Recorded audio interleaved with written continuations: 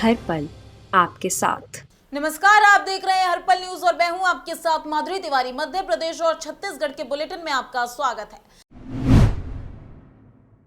मध्य प्रदेश के कृषि मंत्री कमल पटेल का गजब खुलासा। बोले, भील का पुनर्जन्म शिवराज के रूप में हुआ, दोनों में समानताएं भी बताई। कृषि मंत्री कमल पटेल के बयान पर मचा सियासी बवाल। मध्य प्रदेश कांग्रेस ने बीजेपी को घेरा, ट्वीट कर कहा, आदिवासियों का घोर अपमान। छत्तीसगढ़ बीजेपी संगठन में बड़ा बदलाव। कोर ग्रुप के नए सिरे से गठन, 16 सदस्यों को किया गया शामिल। बालोद में धान खरीदी केंद्र में मची भगदड़, टोकन लेने के लिए टूट पड़े किसान, हादसे में कई लोग हुए घायल। धान खरीदी केंद्र में भगदड़ को लेकर कांग्रेस पर बीजेपी का हमला। पूर्व सीएम डॉक्टर रमन सिंह ने किया ट्वीट, भगदड़ के लिए सीएम भूपेश को ठहराया जिम्मेदार। मध्य प्रदेश के कृषि मंत्री कमल पटेल ने मुख्यमंत्री शिवराज सिंह चौहान को क्रांतिकारी भील का पुनर्जन्म बताया।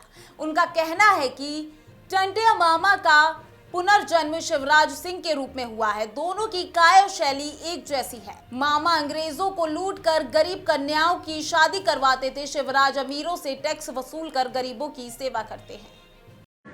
टंटिया मामा भी कन्याओं का विवाह कराते थे, हमारे मामा भी कन्याओं का विवाह कराते थे। टंटिया मामा भी बड़े लोगों को लूट कर गरीबों में बांटते थे। हमारा मामा लूट नहीं रहा, लेकिन जो टैक्स लगाते वो बड़े लोगों पर लगाते और गरीबों में बांटते। समानता है।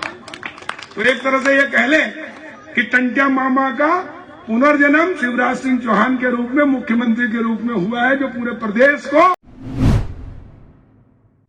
वहीं कृषि मंत्री कमल पटेल के बयान के बाद से सियासी घमासान मचना शुरू हो चुका है। मध्य प्रदेश कांग्रेस ने राज्य सरकार पर हमला बोला है। कृषि मंत्री की शिवराज से टंटिया भील की तुलना को ट्वीट कर आदिवासियों का घोर अपमान बताया है। मध्य प्रदेश के नरसिंहपुर जिले में 19 अगस्त 2019 को पुलिस मुठभेड़ में मारे गए 2 बदमाशों विजय यादव और समीर खान के मामले की जांच सीबीआई से कराने की सिफारिश राज्य सरकार ने कर दी है। दोनों बदमाशों के परिजन शुरू से ही आरोप लगा रहे थे कि ये पुलिस मुठभेड़ नहीं, पकड़कर हत्या की गई है। जिले के तत्कालीन एएसपी और अब रिटायर हो चुके राजेश तिवारी की भूमिका को लेकर बड़ा सवाल उठाया गया है। मुठभेड़ में ढेर दोनों बदमाश जबलपुर में कांग्रेस नेता राजू मिश्रा और गैंगस्टर कक्कू पंजाबी हत्याकांड में फरार थे। मध्य प्रदेश में अगले 2 दिन में मौसम करवट ले सकता है। प्रदेश में 1 से 3 दिसंबर के बीच मावठे गिरने से और धुंध छाने की संभावना मौसम विभाग ने जताई है। बंगाल की खाड़ी और अरब सागर में कम दबाव का क्षेत्र बन गया है। इसके अलावा पश्चिमी विक्षोभ भी प्रदेश में पहुंच रहा है। ऐसे में प्रदेश के उज्जैन, इंदौर, जबलपुर और पूर्वी मध्य प्रदेश के ग्वालियर, चंबल संभाग में आगामी 3 दिन में बारिश हो सकती है।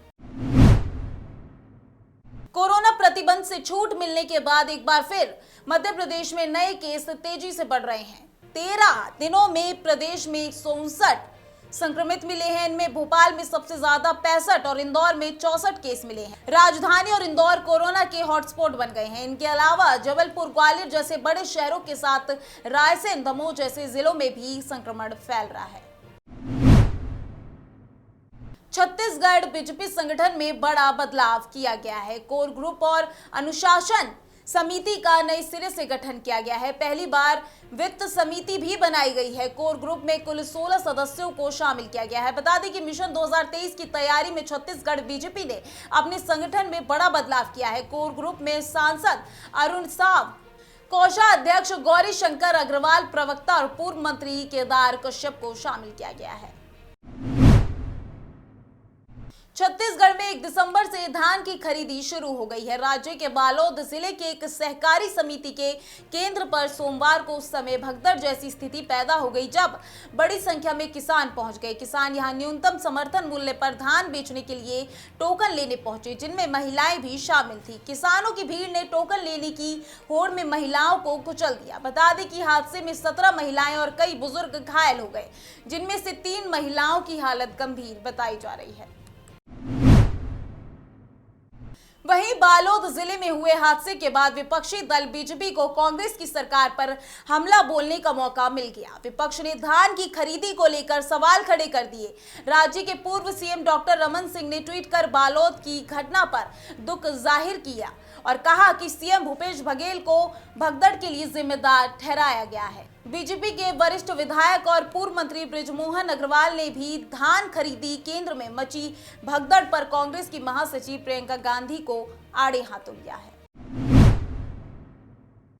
छत्तीसगढ़ सरकार ने सोमवार को राज्य के 3 हवाई अड्डों पर हेल्प डेस्क स्थापित करने का आदेश दिया है ताकि विदेश से आने वाले यात्रियों की जांच की जा सके। राज्य के स्वास्थ्य विभाग ने सभी जिला अधिकारियों को लिखे पत्र में ये निर्देश भी दिया है कि केंद्रीय स्वास्थ्य मंत्रालय ने जो कोविड-19 के नए वेरिएंट से निपटने के लिए नियम बनाए हैं उनका सख्ती से पालन किया जाना चाहिए।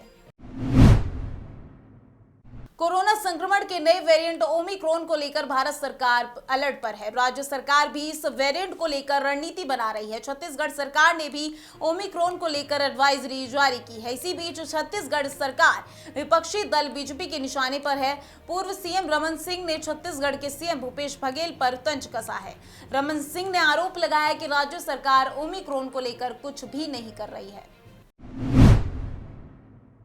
छत्तीसगढ़ के पूर्व सीएम डॉक्टर रमन सिंह ने कहा है कि बीजेपी 15 नगरीय निकाय के चुनाव में भूपेश सरकार की 3 साल की नाकामियों को लेकर जनता के बीच जाएगी और क्या कुछ कहा डॉक्टर रमन सिंह ने, खुद ही सुनिए।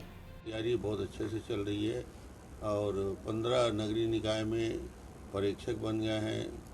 सीनियर लोगों की जवाबदारी दे दी गई है। बैठके का दौर चल रहा है और हम 2-3 दिन के अंदर प्रत्याशी चयन की प्रक्रिया हो जाएगी। बेहतर तालमेल के साथ इस चुनाव को लड़ेंगे और जैसा 3 साल की असफलता है तो जनता इस बार भूपेश को करारा जवाब देगी और निश्चित रूप से एक सबक सिखाने का भी अवसर रहेगा जनता का कि सामने जो वादे झूठे इन्होंने किए थे उस वादे के अनुसार इन्होंने कोई जन घोषणा पत्र का क्रियान्वयन नहीं करा। मध्य प्रदेश और छत्तीसगढ़ के बुलेटिन में आज के लिए बस इतना ही। देखते रहिए हर्पल न्यूज। नमस्कार।